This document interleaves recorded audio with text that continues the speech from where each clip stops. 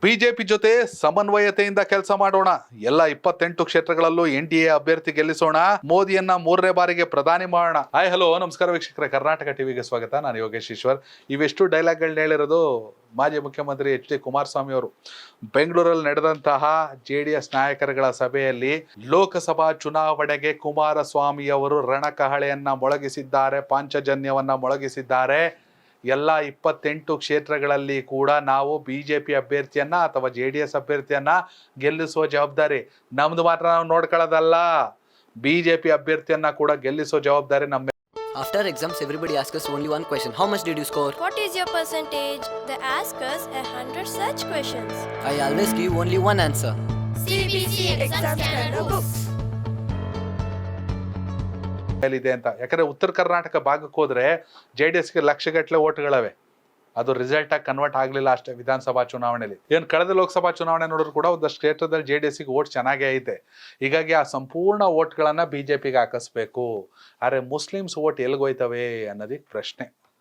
ಯಾಕಂದ್ರೆ ಕುಮಾರಸ್ವಾಮಿ ಅವರು ಹೇಳ್ಬಿಟ್ಟಿರೋ ಒಂದಷ್ಟು ಸಲ ಮುಸ್ಲಿಮ್ರು ನಮ್ ಕೈ ಹಿಡಿಲಿಲ್ಲ ಅಂತ. ಹಂಗಾರೆ ಅದ್ ಹೆಂಗ್ ಗೆದ್ಕ ಬಂದ್ಬಿಟ್ರಿ ಅಂತಾನು ಜಮೀರ್ ಅಹಮದ್ ಪ್ರಶ್ನೆ ಮಾಡಿದ್ರು. ಮುಸ್ಲಿಮ್ರು ಕೈ ಬಿಟ್ಬಿಟ್ರೆ ಕುಮಾರಣ್ಣ ಸೋತ್ ಬಿಡೋರು ಚನ್ನಪಟ್ಟಣದಲ್ಲಿ ಅಂತ ಕೂಡ ಚರ್ಚೆ ಇದೆ. ಆದರೆ ಈ ಬಾರಿ ಕುಮಾರಸ್ವಾಮಿ ಅವರ ಮಾತುಗಳನ್ನ, ಬಿಜೆಪಿಯನ್ನೇ ಗೆಲ್ಲಿಸಬೇಕನ್ನೋ ಮಾತುಗಳನ್ನ ಜನ ಹೆಂಗ್ ತಗತಾರೆ, ಜನ ನಿಜಕ್ಕೂ ಓಟ್ ಹಾಕ್ತಾರ ಅನ್ನೋ ಪ್ರಶ್ನೆ. ಆದ್ರೆ ಕುಮಾರಸ್ವಾಮಿ ಅವರು, ನಾನು ಅತಿಶಯೋಕ್ತಿಯಿಂದ ಹೇಳ್ತಾ ಇಲ್ಲ, ಬಿಜೆಪಿ ನಾವು ಗೆಲ್ಲಿಸ್ಬಿಡ್ತೀವಿ ಅಂತ ಹೇಳ್ತಾ ಇಲ್ಲ, ನಮ್ಮ ಪಕ್ಷವಾದ ಅಭ್ಯರ್ಥಿಗಳನ್ನ ಗೆಲ್ಲಿಸೋದರ ಜೊತೆಯಲ್ಲೇ ಬಿಜೆಪಿ ಅಭ್ಯರ್ಥಿಗಳಿರುವಂತಹ ಕ್ಷೇತ್ರಗಳಲ್ಲಿ ಕೂಡ JDS ಮತಗಳು ಸಂಪೂರ್ಣವಾಗಿ ಬಿಜೆಪಿಗೆ ಹೋಗಬೇಕು. ಆ ನಿಟ್ಟಿನಲ್ಲೇ ಕಾರ್ಯಕರ್ತರು ಶ್ರಮಿಸ್ಬೇಕು ಅಂತ. ಈಗ ಎಕ್ಸಾಂಪಲ್ ಹಾಸನಪ್ಪ, JDS ಅವರು ಮತ್ತು ಬಿಜೆಪಿ ಅವರು ಅದೇನು ಡೈಲಾಗ್ಗಳು, ಅದೇನು ಈ ಕಡೆ ಪ್ರೀತಮ್ಮು, ಆ ಕಡೆ ರೇವಣ್ಣ ಅವರು, ದೇವೇಗೌಡರು, ಕುಮಾರಸ್ವಾಮಿ ಅವರು, ಭವಾನಿ ರೇವಣ್ಣ ಅವರು, ಪ್ರಜ್ವಲ್ಲು, ಸೂರಜ್ಜು, ಸ್ವರೂಪು, ಕುಮಾರಸ್ವಾಮಿ ಅವರು, ಅವರೆಲ್ಲ ಒಂದ್ ಕಡೆ, ಈ ಕಡೆ ಪ್ರೀತಮ್ ಒಂದ್ ಕಡೆ. ಅಕ್ಷರಶಃ ರಣಕಣ ಬಿಜೆಪಿ ಮತ್ತು JDS ನಡುವೆ ಹಾಸನದಲ್ಲಿ. ಈಗ ಅವರು ಹಾಸನದಲ್ಲಿ ಯಾರ ಅಭ್ಯರ್ಥಿ ಆಗ್ತಾರ ಗೊತ್ತಿಲ್ಲ ಇನ್ನು. ಪ್ರಜ್ವಲ್ ರೇವಣ್ಣ ಅವ್ರಿಗೆ ಕೊಡ್ತಾರ, ಯಾರಿಗೆ ಕೊಡ್ತಾರ ಅಂತ ಬಿಜೆಪಿ ಅವರು ಒಗ್ಗಟ್ಟಿನ ಕೆಲಸ ಮಾಡಬೇಕು. ಅದೆಷ್ಟರ ಮಟ್ಟಿಗೂ ಗೊತ್ತಿಲ್ಲ. ಈ ತರ ಸಾಕಷ್ಟು ಕ್ಷೇತ್ರಗಳಿದಾವೆ. ಸಾಕಷ್ಟು ಕ್ಷೇತ್ರಗಳಲ್ಲಿ ಬಿಜೆಪಿ ಮತ್ತು JDS ಕಾರ್ಯಕರ್ತರು ಲೋಕಸಭಾ ಚುನಾವಣೆಯಲ್ಲಿ ಕತ್ತಿನ ಪಟ್ಟಿ ಇಟ್ಕೊಂಡು ಅಥವಾ ತೊಡೆ ತಟ್ಕೊಂಡು ಜಿದ್ದಿಗೆ ಬಿದ್ದಿದ್ರು ವಿಧಾನಸಭೆಯಲ್ಲಿ. ಈಗ ಅವರೆಲ್ಲ ಸೇರ್ಕೊಂಡು ಕೆಲಸ ಮಾಡಬೇಕು. ಕುಮಾರಸ್ವಾಮಿ ಅವರು ಕರೆ ಕೊಟ್ಟವ್ರೆ, ರಣಕಾಳೆಯನ್ನು ಮೊಳಗ್ಸವ್ರೆ.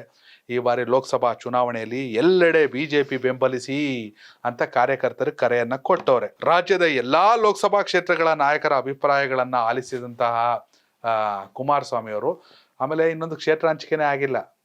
ಡೆಲ್ಲಿಲಿ ಹೇಳ್ಬಿಟ್ರು, ಅದೇನು ದೊಡ್ಡ ಮ್ಯಾಟ್ರ್ ಅಲ್ಲ ಬಿಡಿ, ನಾವು ನೋಡ್ಕೋತೀವಿ ಯಾರಿಗೆ ಟಿಕೆಟು ಅಂತ. ಮ್ಯಾಟ್ರ್ ಎಲ್ಲ ಮೋದಿ ಅವ್ರ ಜೊತೆ ಮಾತಾಡಿದೀವಿ, ಮೋದಿ ಅವರಿಗೆ ನಮ್ಮ ದೇವೇಗೌಡರು ಅಂದ್ರೆ ತುಂಬಾ ಗೌರವ, ತಂದೆ ಸ್ಥಾನದಲ್ಲಿ ನೋಡ್ತಾರೆ ಅಂತ ರೇವಣ್ಣ ಅವ್ರು ಬೇರೆ ಹೇಳ್ತಿದ್ರು. ಈಗ ಯಾರ್ಯಾರಿಗೆ ಬಿಜೆಪಿಗೇನು ಮ್ಯಾಟ್ರ್ ಅಲ್ಲ, JDSಗೆ ಯಾವ ಕ್ಷೇತ್ರದಲ್ಲಿ ಟಿಕೆಟ್ ಕೊಡ್ತಾರೆ ನೋಡ್ಕೋಬೇಕು, ಆಯಾ ಕ್ಷೇತ್ರದಲ್ಲಿ ಗೆಲ್ಲಿಸ್ಕೊಳ್ಳೋದು ನೋಡ್ಕೋಬೇಕು, ಜೊತೆಲಿ ಬಿಜೆಪಿ ಎಲ್ಲ ಕಡೆನೂ ಗೆಲ್ಲೋದು ನೋಡ್ಕೋಬೇಕು.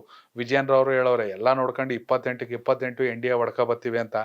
ಹೀಗಾಗಿ ನೋಡ್ಬೇಕು ಏನೇನಾಗಂತ. ವೀಕ್ಷಕರ, ನಿಮ್ ಪ್ರಕಾರ ಕರ್ನಾಟಕದ 28 ಲೋಕಸಭಾ ಕ್ಷೇತ್ರಗಳಲ್ಲಿ NDA ಮೈತ್ರಿಕೂಟಕ್ಕೆ ಎಷ್ಟು ಸ್ಥಾನ, ಕಾಂಗ್ರೆಸ್ಗೆ ಎಷ್ಟು ಸ್ಥಾನ, ನಿಮ್ಮ ಅಭಿಪ್ರಾಯ ಕಾಮೆಂಟ್ ಮಾಡಿ. ಧನ್ಯವಾದಗಳು.